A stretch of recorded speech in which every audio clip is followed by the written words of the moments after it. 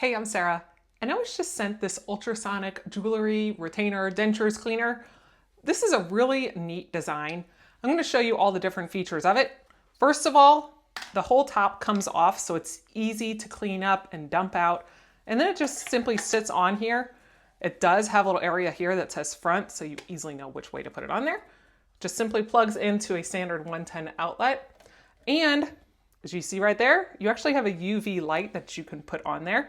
So as you see on the inside, you have this little removable thing. If you wanted to put things such as your jewelry in there, you can easily put different pieces of jewelry in, and then it can sit on there up above the area. To use it, all you've got to do is just add some water in it, maybe a little bit of soap if you choose, and then you put on the number. So let's go ahead and add some water in.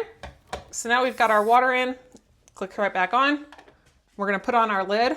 Now this actually has an opening here.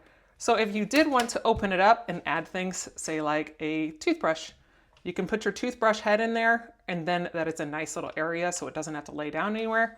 Or if later on you decide you want to add in something after you're already started, it's got a nice little closure right there.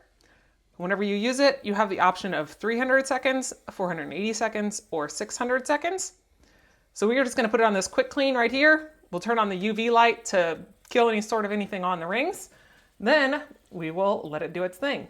It is just 42,000 hertz on here, so it will just sit there and ultrasonic blast these things clean, and then we'll check it out. All right, so this is now done, so we will check it out here. So we're gonna get this. They actually did give you these little tweezers so you can reach in and get your items. So here we've got our ring, and we've got this ring, and oh my goodness, look at how shiny that is. That is beautiful. It's taken all of that dirt out. So now all you've got to do is just rinse it out, dry it, and you are ready to now use that ring.